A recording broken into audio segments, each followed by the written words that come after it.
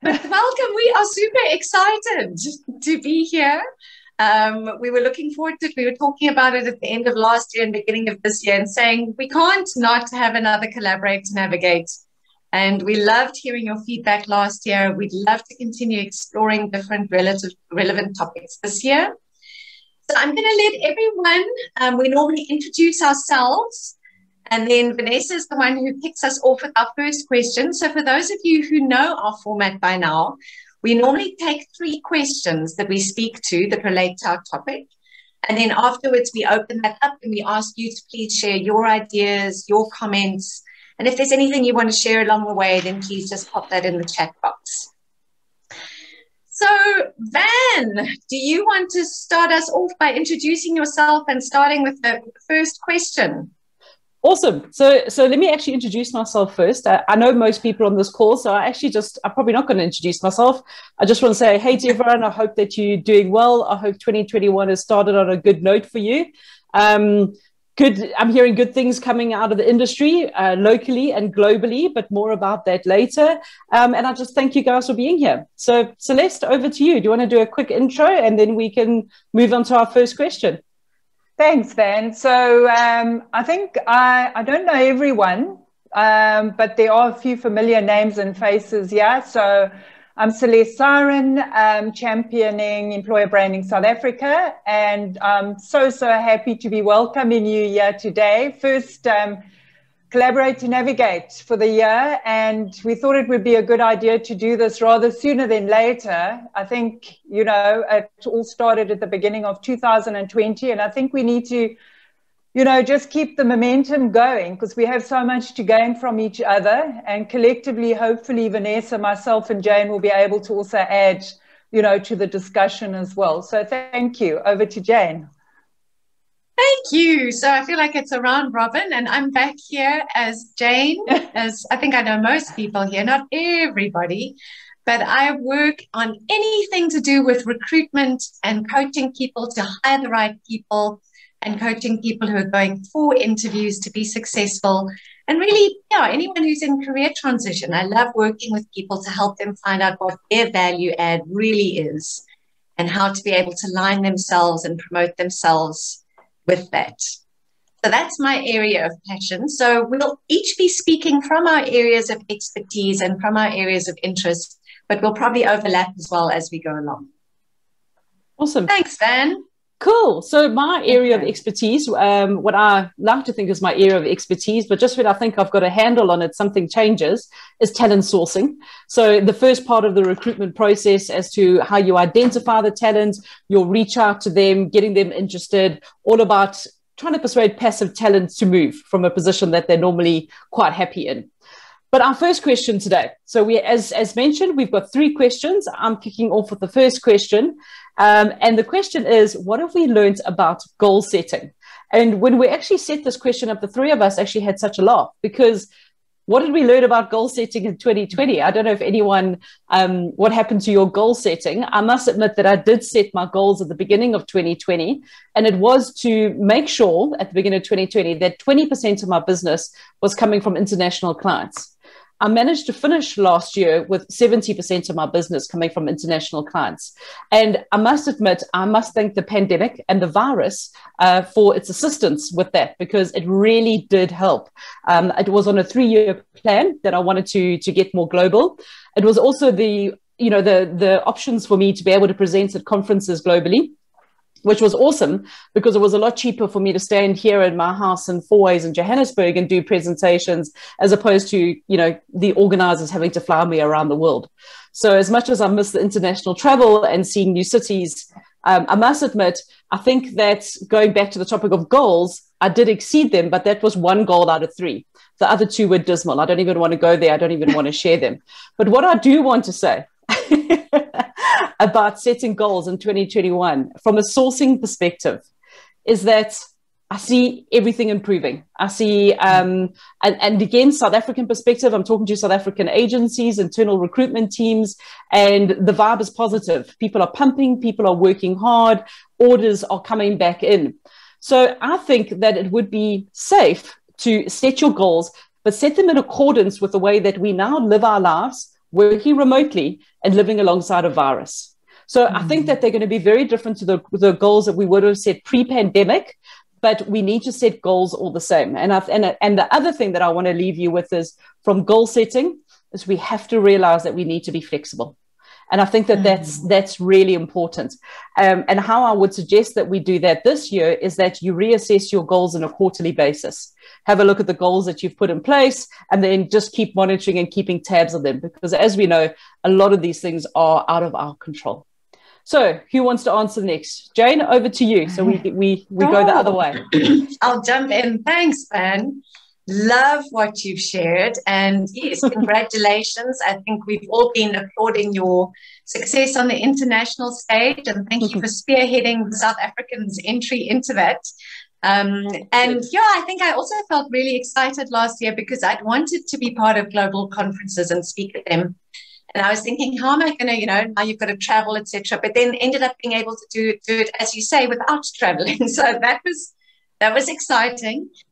I think when I sat at the beginning of this year and I thought, okay, what are my plans? I kind of wanted to set aside a whole day for goal setting and what I want to achieve by when. And what I came away with was, I think it talks to what you're saying about flexibility, Van, is that I actually can't set anything in stone. As you were saying, Ryan, goals went out of the window. But I thought I can set goals, but my main goal for me is I need to make sure that I'm ready to face whatever happens this year. So I need to be looking after my health, after myself, be ready in terms of, having good relationships with my family and at work. Really be in a space that I can see opportunities when they do come up. I think of that Stephen Covey quote that says, we see the world not as it is, but as we are. So I thought the best thing I can do for myself in 2021 is make sure that I'm in a good space, that whatever I see in the world is through a positive lens. So that's my main goal for 2021. And you, Celeste? Okay, wonderful. I think I'm going to hook into all of those comments because I think they're all very, very relevant. In terms of goal setting, mine also went completely out of the window for 2020. But I think what it really did was maybe relook at how we would normally set our goals in terms of reinventing ourselves. The usual goal setting went out of the window. So it was about repurposing yourself, rebuilding your value proposition, and also not being completely inflexible to learning along the way, because obviously we had to learn and move relatively quickly in the virtual space. So whilst my goals were really to go full ball, they got thrown out of the window. I think what also came through very strongly in terms of goal setting last year is the fact that you need to pull your clients, your loyal clients, closer to you. I think it's all really about relationships, and it's looking after those clients and traveling the long haul with them, not being completely inflexible. And that's exactly the same as I see it in 2021. Being agile, being able to move very quickly, not being set in your ways, and also listening very closely to what the market is telling you and what your clients are telling you. I sometimes get a little bit anxious in that I'm not reading enough, or I'm not reading enough news, and I sometimes get FOMO because of that. One has to also make the time to read and keep abreast. Otherwise, you're going to look a bit of an idiot not being able to align with your clients' thinking and offering them services that might not be relevant. So that's really my goal setting for 2021, and remaining agile, as I say. Cool. Love it, Celeste. Yeah. Yeah, all good. Does anyone who's on the call want to share anything about, what are their thoughts around goal setting this year? Is there anyone who refuses to do it? I'll share with you what I did. Last year was the first year I bought one of those year planners. The ones that you stick up on the wall and you can see the whole year. And I thought, I need this. I'm traveling a lot. I was already booked for like 3 international trips and, conferences and training and everything. And I filled it in dutifully. And then literally COVID hit.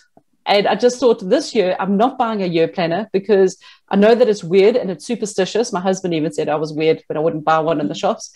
But I didn't want to jinx things again. So that was the one thing that I've done. Anyone else want to share anything that they want to mention around goal setting for the year?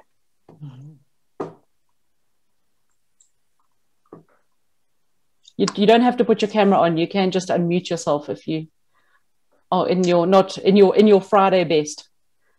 I think that's a great statement. Yeah, from is it Mega? Yeah. She basically said her goal was to upskill herself and attend more webinars and training. And this year she's going to adapt with goals in mind. And I think that's fantastic. I think we also need to not stop learning and upskilling ourselves in line with establishing our goals for the new year. So I think we all went through quite a lot of learning curves last year and upskilling. We had to. But Mega, that's actually great, to be honest. And I encourage you to keep that up in 2021, is that, yes. You know, to keep up that learning. And that was another great silver lining of the pandemic, is that we suddenly had access to conferences and webinars happening all over the world, which from a sourcing perspective was amazing, because that's always been something that's been really unachievable for the South African audience. You know, the RAND doesn't allow us to travel and attend these conferences, but when they go online and we can pick up like the SourceCon Digital one coming up soon, you can pick up an entire conference for 2,000 Rand, 3 days, excellent speakers. I mean, what a pleasure. Yeah, exactly. And I think another thing is, in terms of people setting goals, what I've heard globally is people were saying, you know, there were so many things we'd already set goals about before, saying, I must learn this skill, I must learn about this technology. And they kind of gave themselves a year or so to learn that. But when the pandemic came, I think so many people saw that we can learn things really quickly, and we can learn things in the flow of work. Yep. So I think what we also learned about goal setting is that it doesn't have to take as long to achieve your goals as we might think it does. We actually can learn and adapt and flex a lot faster than we thought. Absolutely. No, so I Ryan, completely focus on my agree. new venture. Nice. Love that. Okay. Should we move on to question 2, and then we can open up the floor afterwards, guys? Awesome. Go, Celeste. So my question is, what goals is our industry setting this year for us? And let me throw that at you, Van, first. Okay, so for what I'm seeing coming out of the recruiting and sourcing industry with regards to that, I've actually I haven't trained a group this week, which is nice. It's nice to have a week where I can just catch up with phone calls. I've been working on presentations and all of that, and obviously a lot of video calls. And I think I've spoken to someone from every continent this year. I have this week, more than one in some occasions. And what I'm hearing from all the markets is that things are picking up, things are getting really busy. So from a perspective of setting goals for the industry, I'm just seeing people almost, you know, just trying to like keep head above water. So it begs the question, because even the guy that I was chatting to this morning said that he streamlined his team last year. He actually got rid of his permanent desk. He was running an agency, but now he was struggling because all the work was coming in, and he was phoning me to say, do I know anyone who's on the market? And I think that has happened in quite a few instances, is that people had to let people go. And I get that, you know, money doesn't grow on trees, et cetera, et cetera.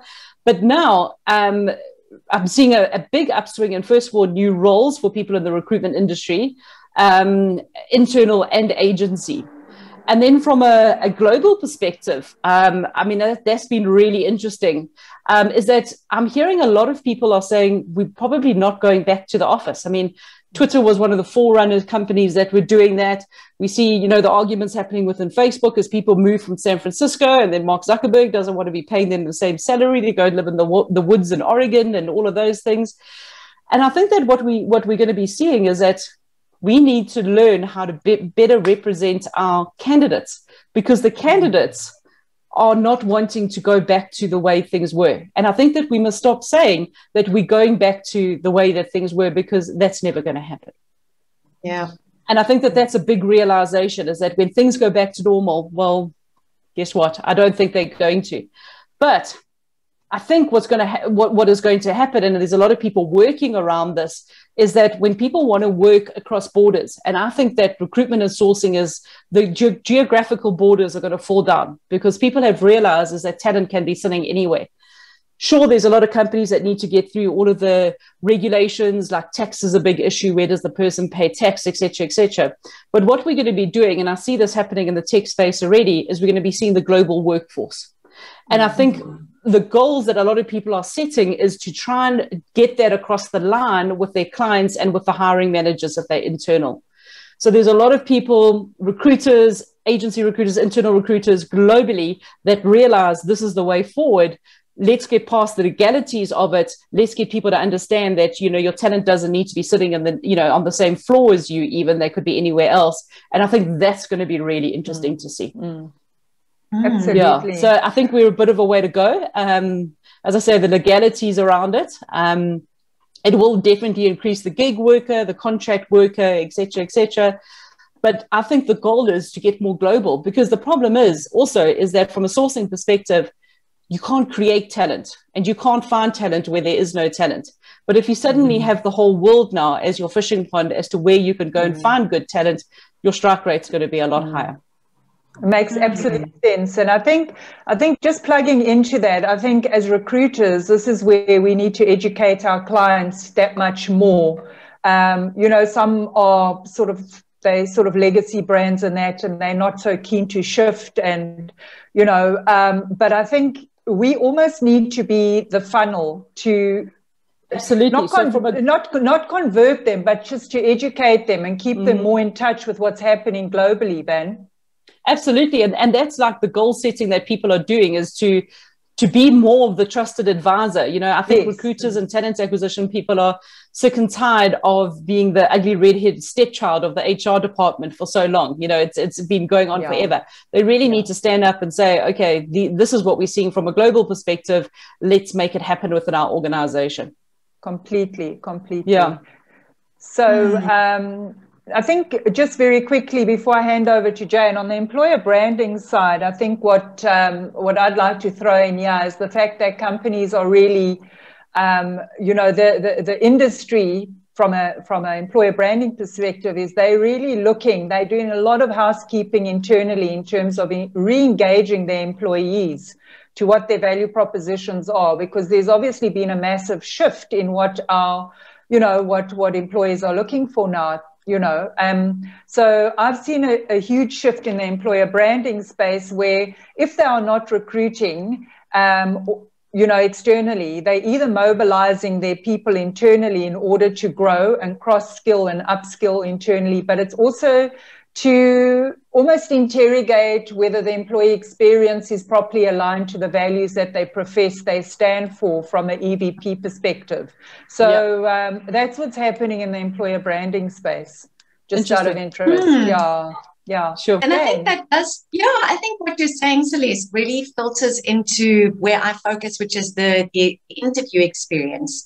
So not just from the hiring managers and the talent acquisition specialists conducting an effective interview, but what is the candidate experience that's created through that interview? So we know that 4 out of 5 candidates rate the company's brand through a recruitment process on how they experience that recruitment process and that interview. So it's the impact is on the employer, as in the company, but also, as I was speaking to a recruitment consultancy this week that I was training, it's so important for them to reflect the company and the hiring manager's brand effectively.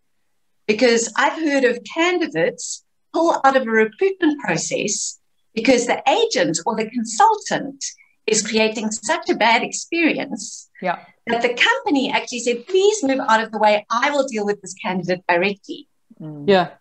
So it's so important that that candidate experience is professional, is authentic, is human, that there's empathy in there, that as you're saying about the values, Celeste, those values are lived out in the experience, which I was definitely training before this.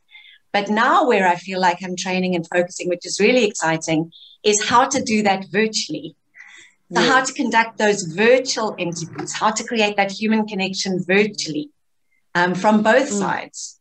Completely. And speaking to the Yeah. So, and I think speaking to the legal side, and what you were touching on was so interesting.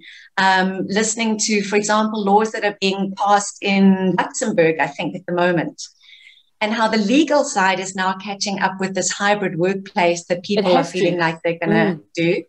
And the specific focuses were, firstly, how to make sure that we treat the employees who are working remotely and the ones who are working there in person equally. Yeah. So that was interesting. And the other one is the legal side of people disconnecting. Because even speaking to another corporate this week, they were saying it's so difficult for us because the manager will say, oh, just quickly do this, or just quickly do that, because they're at home. Yeah. But it's so unhealthy, and it has such a negative impact long-term around health and productivity. Yeah. So I think that's really interesting to see. That's good, and I think what we might be seeing, Jane, is some kind of like a global economy. You know, I mean, I'm sitting with quite a full PayPal account at the moment because that's how a lot of my international clients pay me, and then I can use that to go shopping on like other sites or whatever. But then it comes down to SARS. Is SARS going to be after me? You know, it's all of those kind of things that go with it, and I think that needs to be sorted out on a global scale, because once that is sorted out, then talent can really work anywhere. And it's going to work for a lot of South Africans, because I think that the South Africans who were going to immigrate have gone. Okay, they pretty much have made a plan, they've gone, or they already had the European passports. The South Africans that are here either couldn't go or didn't want to go, still got old parents here, or they love the lifestyle, don't want to leave the country. But for them to bring in that foreign currency and work here and boost our economy is just amazing. So yeah, I think that as a global recruitment industry goal is going to be awesome. It really and truly is. Yeah, totally. But I think, as you say, I mean, it's up to each individual to make sure that they're doing it correctly, and that we're not generating, you know, unnecessarily legalization around things. People are operating ethically. I mean, yes, I don't know, it's a big thing to say, but each person has to take responsibility for their own conscience and their own way that they're working. So yeah. And I think, Jane, just in line, just getting back to the candidate experience journey again, it's, you know, a whole educational process around that legality piece, which Van's talking about, and also carrying the brand in high regard, not, you know, underestimating the importance, if you're working on behalf of a big corporate brand, to keep that top of mind. Yeah. Because there is a seamless approach, you know, candidates see you as a joint partnership. So yeah, totally. You know, Celeste, there's one other thing I was also speaking to, actually, she isn't on this call now, but I'd sent somebody had sent me something on Instagram this week, and I'd forwarded to LZ saying, oh, isn't this interesting to see how they're marketing, you know, their social media, etc. And she said to me, how offensive? And I was like, oh, I didn't quite see all the offensive bits in there. But what she showed me is all the pronouns that I wasn't aware of, that somebody in the DEI space would have picked up on, you know, somebody who knew more. I mean, I know some of it, but I'm not, you know, attuned to every single pronoun. How easy it is now to offend people by use of language. And I think that's another thing that's so important is we've, you know, another company said to me, please just, you know, help us to make sure that our job ads and our job profiles are not offending people. Sure. Because the use of language is becoming more and more pertinent to that, and people being more aware of that. So I think that's also has such an impact, and that's where recruitment consultants need to be responsible, is how are they representing the brand from that perspective? Yeah. So I think that's, you know, a lot of people are kind of learning in that space. And Van, I know you and Raath do some training around that as well. Yeah, so that's a local diversity training, which is very different to the international diversity sourcing training, which I run with Balash, you know, so it's so interesting. And there's actually, I know a lot of you attended Sourcing Summit last year. There's a sourcing summit coming out. It's in March, I think the last week in March, and it's actually all around diversity. So it's a sourcing summit dedicated to diversity. So from a global perspective, again, goals, a lot of people are talking about D&I this year. So that's also super interesting. Totally. Yeah. Okay. Great. Cool. So question number 3. Are we ready? I'm ready. Yes. I was born ready. Number 3, Vanessa, since you're ready, so why don't you start? How can we have success in achieving our goals? Start us off, Van. So for me, this is something that you really, I mean, I'm a solopreneur as well. So, you know, as long as I'm, like you know, contributing to, yeah, exactly. You know, like I'm contributing to the household bills. No one really holds me to accountable for what I'm doing, how I'm doing it, you know, why I'm doing it. You know, I'm very, very lucky like that, I must admit. But I think that we need to hold ourselves accountable. So we actually did an interesting exercise. We were away in the Drakensberg over New Year, myself, my family, and we all said, these are our goals. And actually on the last day of January last month, I said, okay, how are you guys tracking towards your goals? You know, this is what you said, remembered it. And I said, okay, where are we? How are we going with this? And I think that as a family, we're going to hold each other accountable for those goals. But I think as a business, you have to kind of do the same thing. So whether you do it through the use of employing a career coach, a life coach, or even just your spouse or something like that, I think that is really important. And one thing for me is that I never used to do this, but writing down your goals. And it sounds so simple. But if you don't write it down, you don't see them. You can't actually refer back to them. Your goals can kind of morph into whatever you think that you meant, what you were thinking about 12 months ago. So for me, the whole thing around the goal setting is that just find someone who you can have that discussion with and say, okay, how are you tracking? What's going on? And I think that's the big thing this year is that what I saw happen at a lot of companies is the goals were set, the goals weren't achieved, and everything kind of fell apart instead of being flexible, changing them, etc., etc. So that would be my advice in that space. Great advice. Yeah, completely. I mean, I'm aligned with you there as well. I think goals are important, but I also think there needs to be an element of forgiving to a certain degree if you can't meet them all. I know that my little to-do list, I mean, it sounds quite old-fashioned and, you know, giving my generation away and that, but I mean, I still find that on a Friday, sitting down, writing, you know, the to-do list for the following week and sort of forecasting ahead almost says, okay, as a solopreneur, you can now go away on weekend and you've got your diary sort of set for the next week. So from a short-term perspective, that's how I manage myself. But I think it's also very important to set those short-term goals and, you know, be kind to yourself at the same time, to not sort of take too much time on the weekends to work, and be kind to yourself. Take those breaks and that. Ensure that you don't have too many blurred boundaries when it comes to goal setting for the new year. Jane. Good. Jane, just before you comment, I actually want to just comment on something there that Celeste said. Celeste, having a to-do list that's written down, that's the old school part, my friend. I just want to introduce you guys into a very cool tool that I actually just started using. It's called Microsoft To Do. Comes free if you've got any Microsoft packages on your laptop, and you can download the app on your phone, and then they completely sync. And what it is an electronic to-do list. You literally can physically mark things off, and you can set your reminders. So every morning, I mean, I'm a bit of overkill. I work with 3 screens. I've got 2 external monitors. On my main laptop screen always sits my to-do list. So I know what do I need to achieve for that day. If I don't get to it, I can actually just schedule it and say, okay, follow up about this on Monday. And then I don't forget. So it goes hand in hand with me being forgetful, ADHD brain, squirrel brain, whatever. And then I can monitor things. So guys, try and find a tool, whichever one works for you. I see Alam. How's it, Alam? Nice to see you. You also spoke about Trello boards. Yeah, Trello boards didn't really work for me that well. That was too busy. So find what works for you. But as I say, Microsoft To Do, free tool, comes with your system, syncs with your phone, because I always think of things that I need to do when I'm not anywhere near my laptop, and I end up emailing myself. And then on a Monday morning, I have 15 emails about cryptic keywords that I'm not quite sure what I quite meant at the time, depending on what side of how many gins I had.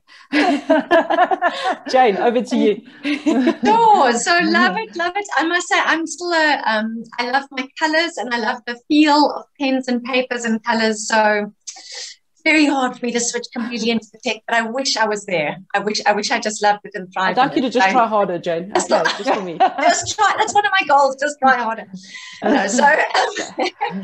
I love your vision board. That sounds amazing. An annual vision board that keeps you focused on personal and professional goals. I think for myself, when I think of ensuring success in achieving my goals, I, for myself, have to figure out what is success really? What is my definition of success? And start there. And I think often as a career coach, that's what I speak to people about, is what do you really value and how do you define success?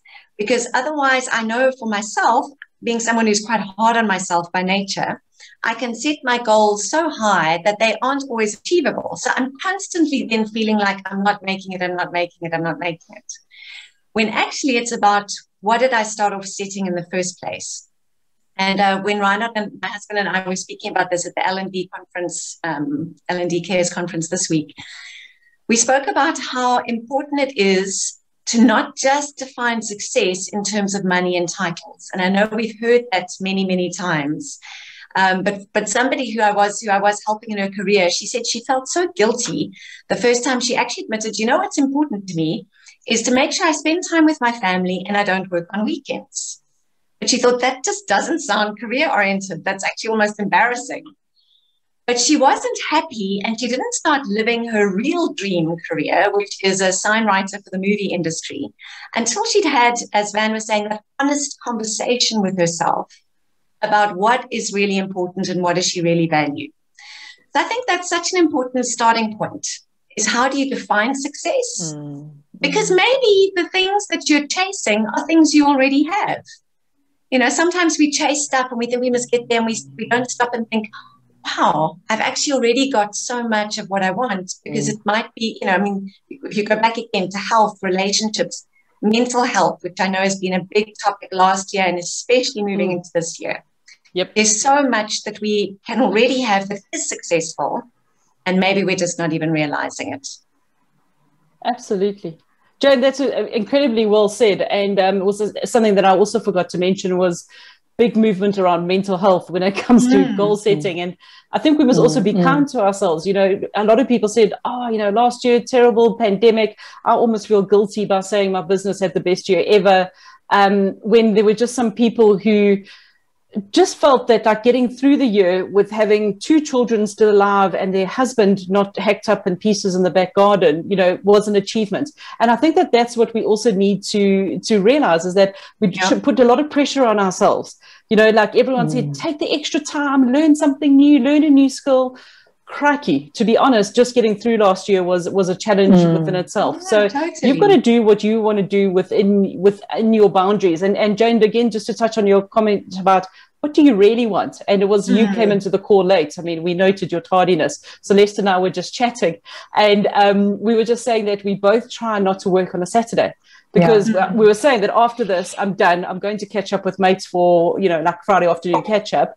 And just saying that I know that I'm going to be working on Sunday regardless. So, you know, I try and do like 3 or 4 hours on a Sunday, but take Saturday off. And you've got to set those boundaries in place for yourself, but only you can do that for yourself. 100%. And I'm gonna plug into that. I think again, responsibilities on the home front, responsibilities on the work front, especially if you're working for yourself.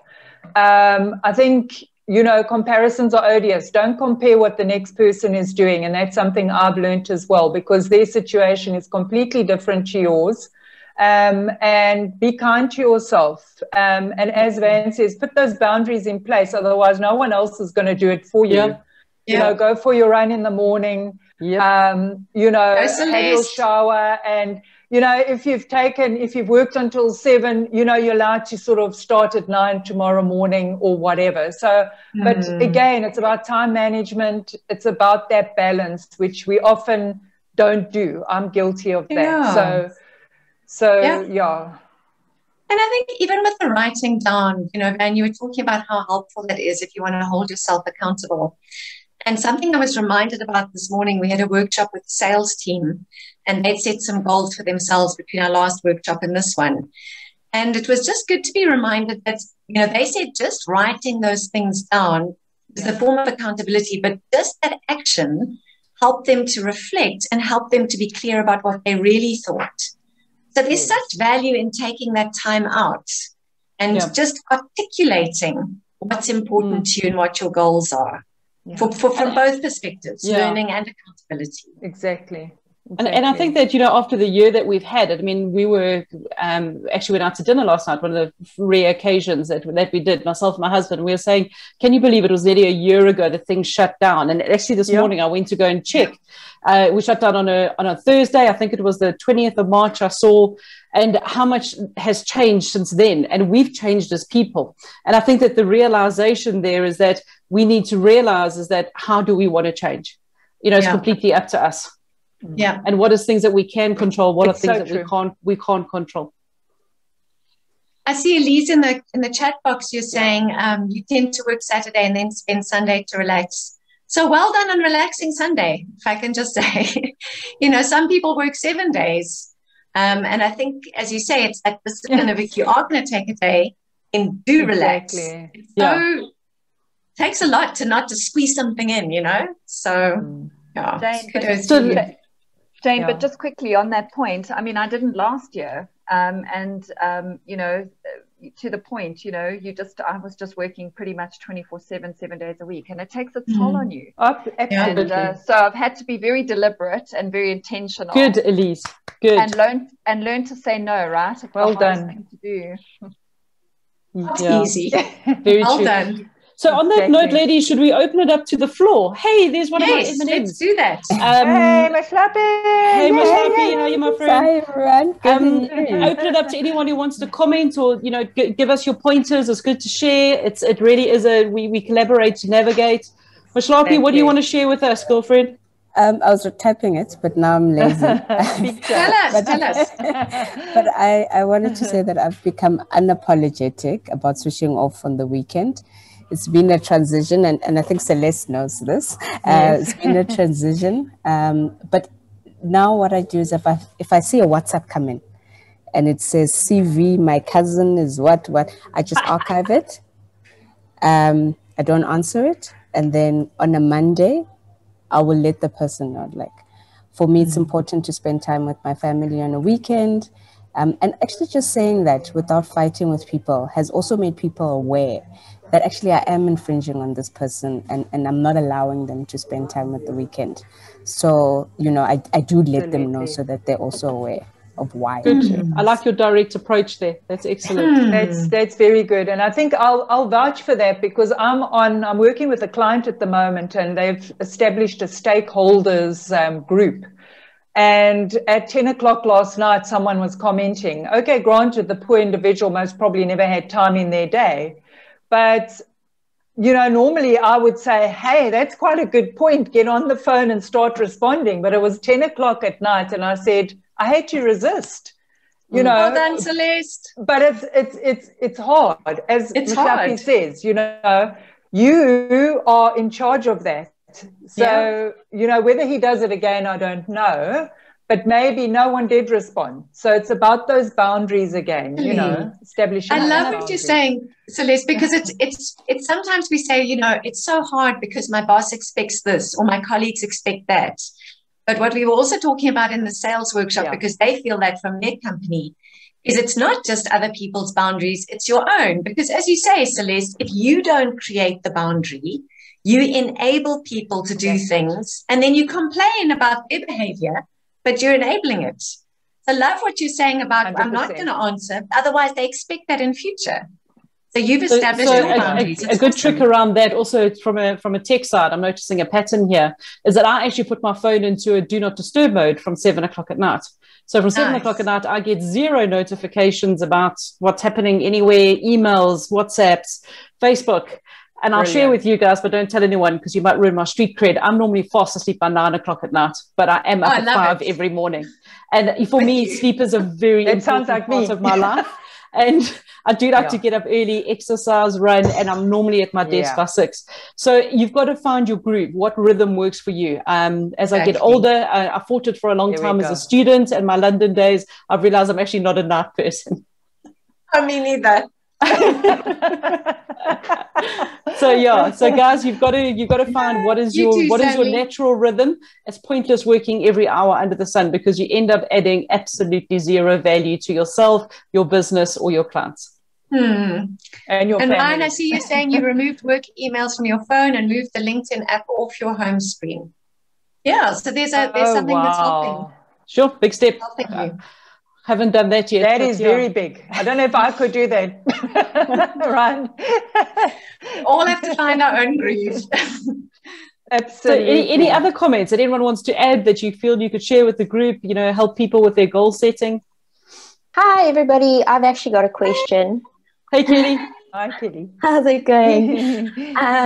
So, yeah, I just wanted to say, probably to a greater extent than most people, I've had also a really nice experience similar to you, Van, where all these new opportunities have come out of the pandemic. And it's actually been pretty good. Yeah. Good. But, I'm feeling a little bit lost. I almost want to track all the way back to what Jane was saying earlier about defining what you really value and how you define success. Because where I'm feeling nervous about setting goals this year is that when there's so many different opportunities, you want to commit to something, but you don't want to put all your eggs in the wrong basket. So how is there any sort of structured way? I mean, the good old pros and cons list, but any advice on that front? I think this is a very subjective question, to be honest. I'd need to have a bit more context. Like, is it a course that you want to study? Is it a certification? Is it a personal goal? I suppose, I think it's definitely career-wise. So I actually made the brilliant decision to resign from my full-time job in Feb, just before the whole lockdown hit. So I started then doing a bit of freelancing, then got picked up as a contractor. Now one of the companies that I'm contracting for is looking like they might be interested in taking me on full-time. So it's 3 very different avenues. And obviously with each of them, they might, if I were to commit to one, it would also involve some studying. But yeah, so it's a tough one. It is tough, and it's very subjective. So it's going to be very difficult for either of us to answer. And I'm going to give Jane and Celeste a chance to put their points across. My biggest question when people ask me those tough questions is, what is your stage of life? I could not have been an entrepreneur. I've been running my own business now for nearly 2 years, but I couldn't have done it 10 years ago.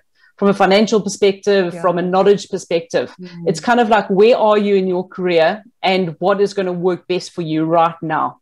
And that's the question that I would suggest you ask yourself. Jane, any other advice? Yeah, I love what you're saying about stage of life. I think that's so key, because there are natural things that we look at different life stages. And Kelly, you're definitely not in the I want to leave a legacy life stage yet. but one day you will be. One day we all will be, and on, whatever. But Kelly, I think something that Raath and I spoke about again at that conference was to think, what are my needs? So similar to life stage, but what are my needs right now? And it can be very basic needs. I think especially during the pandemic, it's, do I need to put food on the table, through to, do I need something meaningful and purposeful? So what are my needs? What are my values that I'm not prepared to compromise on? Does this opportunity align with those values? And then once you've looked at those, then your next question could be, do I want to do this? And if I do want to do it, what skills or competencies do I need? Do I have them? Do I not have them? Because I feel if I can tick the other boxes and I am going to consider this opportunity, I'm so excited at the moment to just learn a new skill, because we've all seen how quickly and easily we learn things we may have thought, I would never have done that. Right. Yeah. So I think it's exciting to do something that comes up. But again, is it in line with your needs? Is it in line with your values? Nice. Thanks. Okay. Some good questions to interrogate it there. Yeah. Not interrogate, just ask gently and kindly. I think I'd also like to hop in there and say there's nothing wrong with Kelly with a pros and cons list as well. Here I go with my lists again. But I think I think there's a lot of merit to that. I think what's also coming through quite strongly is people have really looked quite closely at their purpose in life. And without getting too deep and philosophical in that, but last year really threw a curveball at all of us. And I think, again, it's about sifting through all of that and saying, you know, what is my purpose? And also, I always get told to stick to my knitting, which I get quite offensive of because then it puts me in granny mode. But being an opportunist and an entrepreneur, I want to grab at everything as well, you know. So, and I don't want to miss out on anything. So it's also about saying, you know, again, basic needs, which is what Van and Jane said, but then also psychologically, how purpose-driven, and is it going to scratch that itch, you know, in terms of following that dream and that purpose that you really, really want. So that's just my bit. I love what you put. And Celeste, it's more personality than age. Don't worry.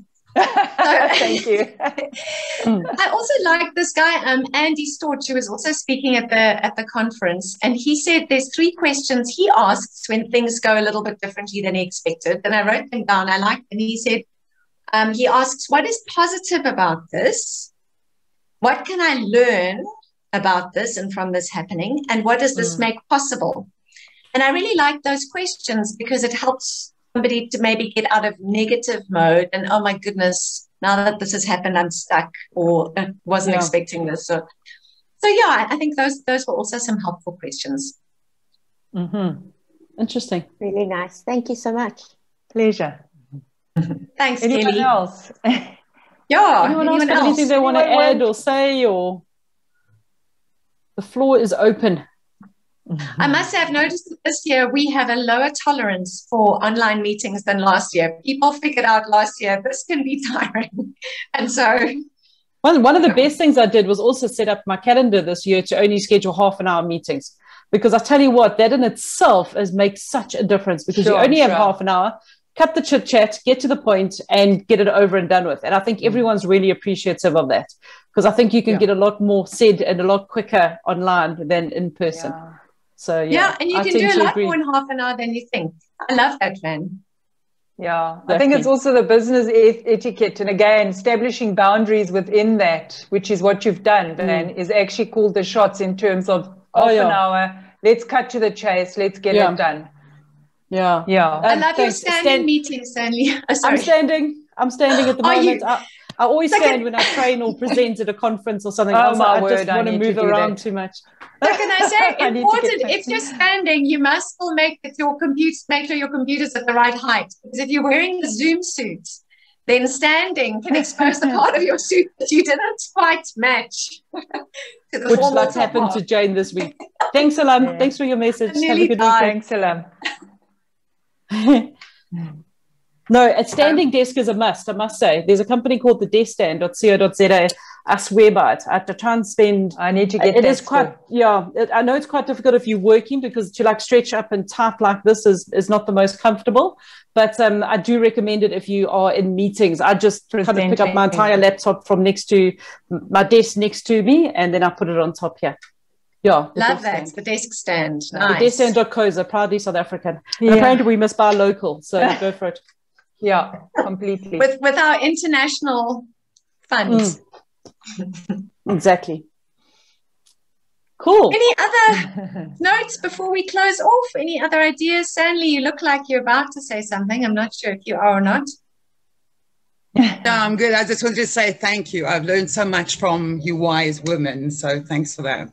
Pleasure. Thanks, Have a good weekend. You're also a wise wonderful. woman. Thanks for your participation and contribution. Excellent. Thanks. Good to see everyone. Thanks Have a great everyone. weekend. Thanks a lot. Guys. Bye-bye. Have a good weekend. Okay. Bye. Bye. Bye.